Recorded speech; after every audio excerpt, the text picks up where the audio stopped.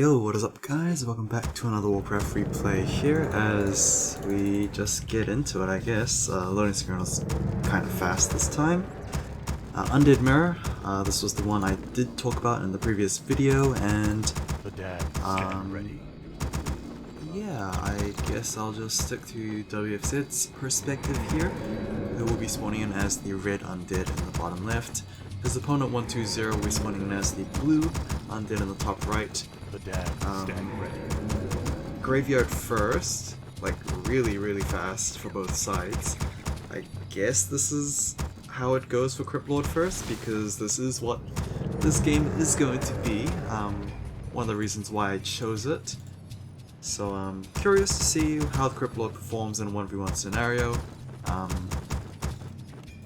I've heard a couple of mixed things. Overall, probably Crypt Lord is a fairly powerful pick. It's just that he has the Death Knight to contend with when it comes to just utility, but yeah, Crypt Lord got a couple of buffs in 1.32.6, and that's when his Carrion Swarm, he actually spawns 2 at a time.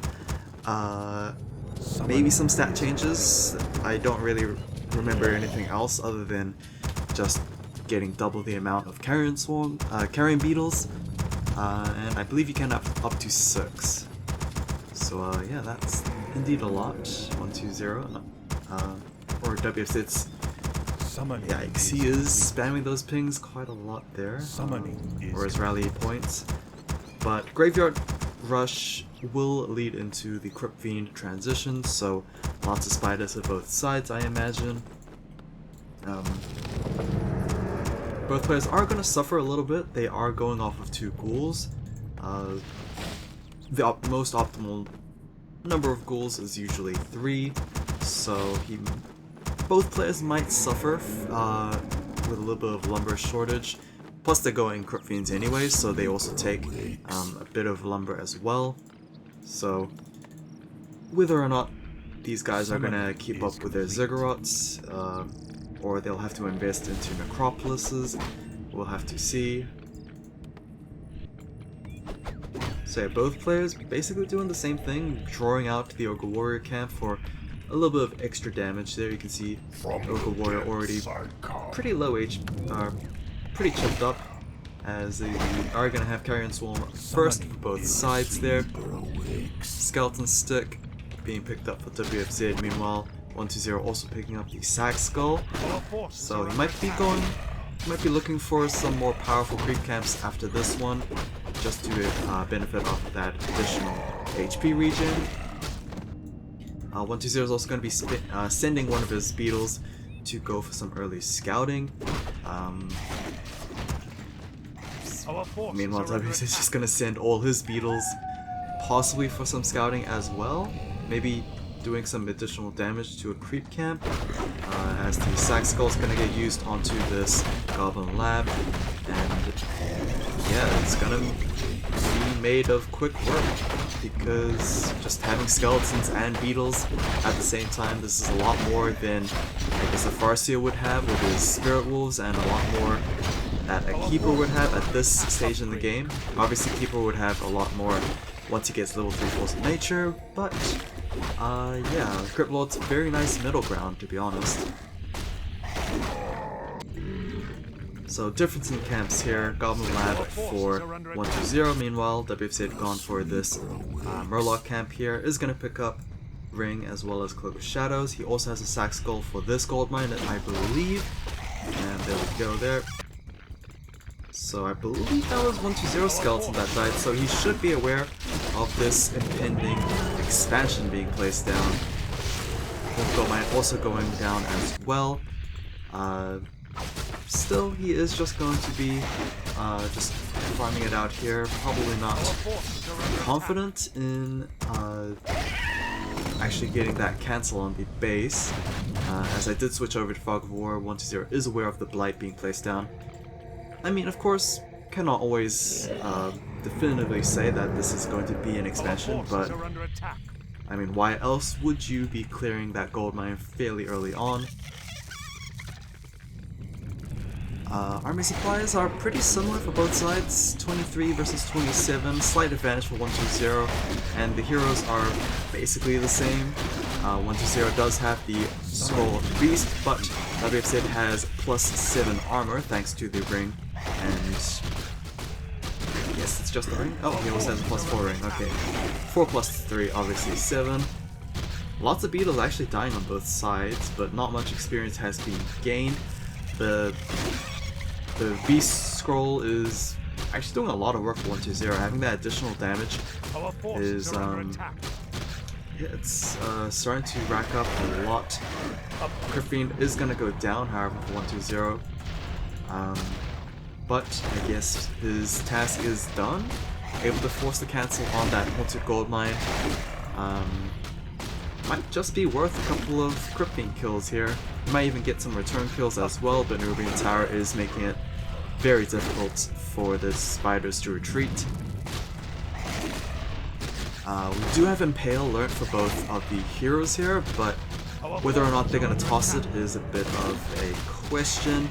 Honestly, I thought an Impale would have been probably the best opportunity to maybe force a TP scroll, but I guess there's just not enough blue Crypt Fiends for 120 to actually force that cancellation, or force that TP scroll. So yeah, once again, 120 gonna force that cancel onto the haunted gold mine, and I mean, he looks very fine and dandy. I imagine he is going into tier 2 while all the shenanigans is going on. Yep, he is a little bit progressing there. Meanwhile, WFZ, he's producing the acolytes, possibly for the second base, but I think he's kind of dug himself in a hole, pretty bad hole at that. So yeah, it's gonna be tough to actually let this gold mine stick. Sure, Nubian Tower is trying its best, but it's definitely no Spirit Tower, it's just doing a little bit of chip damage. Crypt Lord for WFZ does hit level 4. It's not necessarily a power spike since he is going to put that point into Impale, and we have yet to see an Impale this entire game, so yeah, just gonna make his way to level 5. Haunted Gold Mine once again gonna get placed down, and I think this might actually stick around for a while because, yeah, 120 does not have enough units or enough health on that Crypt Lord to maintain the siege. And yeah, that is going to be that. Pulse of the Dead is about to be completed very soon. More Crypt Fiends being pumped out for both sides. Tier 2 has just started for WFZ as well, so yeah, I don't know actually who won out on this. If this expansion does actually complete, then I would maybe say WFZ has pretty good prospect into late game. Now the only problem is, will 120 be able to get a good enough army in time with his early tier 2 to I don't know, maybe finish the game before WFZ gets his economy going. But yeah, Death Knight is gonna come out as the second.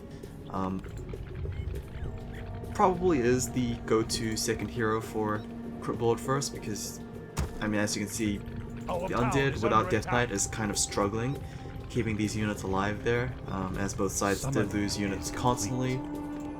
So yeah, no brainer that Death Knight's coming out here. Surprised to see that 120 hasn't placed down any tier 2 production buildings, as we have a very nice Impale onto all those blue units there. They're nicely lined up, as another Impale is going to come in from 120 side, only hitting a few Crypt Fiends, but primarily all of those acolytes there. Zeppelin is going to be utilized to pick up those low hit point units, and 120 gonna... oh, he is not going to be able to pick up that Crypt Lord, as he was just at 9 HP. He might have actually been able to pick it up, but who knows. The Nubian Tower, I believe, was attacking the Zeppelin, so it was very slow in trying to get that Crypt Lord into the very small Zeppelin. Very tiny save. I believe we did have a ritual dagger being utilized to heal up the Crypt Lord. Very underutilized item, but I guess like really can't help it. Undead kind of uses a lot of already sacrifice abilities for other options, so yeah, just having another one, I don't know, it might be a bit of a mixed bag, but clearly it's going to be useful for this instance, since you have so many summon units anyway with Crypt Lord. So yeah, nice to see the Ritual Dagger being used. Red Drake Camp is being taken out here by WFZ. Not sure if he's able to take down the Red Drake, never mind. He does have the auto whips, so that dragon will go down very soon. That will get level 5 over to the Crypt Lord, which is going to be a pretty big power spike. Level 3 carrion beetles, not as deadly as Shadow Wolves, but like with sheer numbers, they should be pretty substantial. I would say they might be even scarier than level 3 Treants. Lifesteal Aura onto the Crypt Lord there. Not gonna affect too much, it's just gonna affect himself and his carrion beetles. Crypt Fiends obviously don't benefit off of Lifesteal Aura. You can see they're big purple carrion beetles. Just gonna be used to be scouting, I guess. Death Knight second for WFZ, and probably the best time to get a second hero after your first hero got level 5. I really need to disable female Death Knights. I keep forgetting to do that. It just looks so jarring, to be honest. Rock Golem Camp being started here by 120, but WFZ has spotted this. Is it going to actually engage? Not really. Actually, he's just going to be using this time to try and take this expansion out. It's very near completion, so yeah, that 120.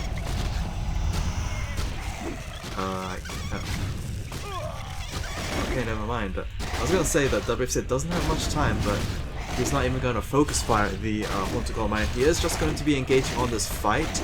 I believe Crypt Lord should get the ideal positioning for an Impale, but you can see here WFZ has a very nice split with his Crypt Fiends, not being able to give his opponent the most ideal Impale, and you can see WFZ even taking advantage of this clump on 120 there.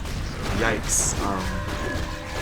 Dust Appearance is going to get utilized to spot those burrowed units, as I believe WFZ is actually taking advantage of this, and that is going to be that. Almost 10 supply difference, and that's just going to be a very quick GG. So yeah, that was kind of surprising. 120 had pretty much the control of the game for the majority, until WFZ was able to repel his opponent and get that expansion going. Not sure if the level 5 Crypt Lord was meaningful. I think it was definitely WFZ not giving 120 good impales, and you can see in that last fight that, like, wow, 120 didn't even toss a single impale that one. So that is going to be that. Hope you guys enjoyed this one.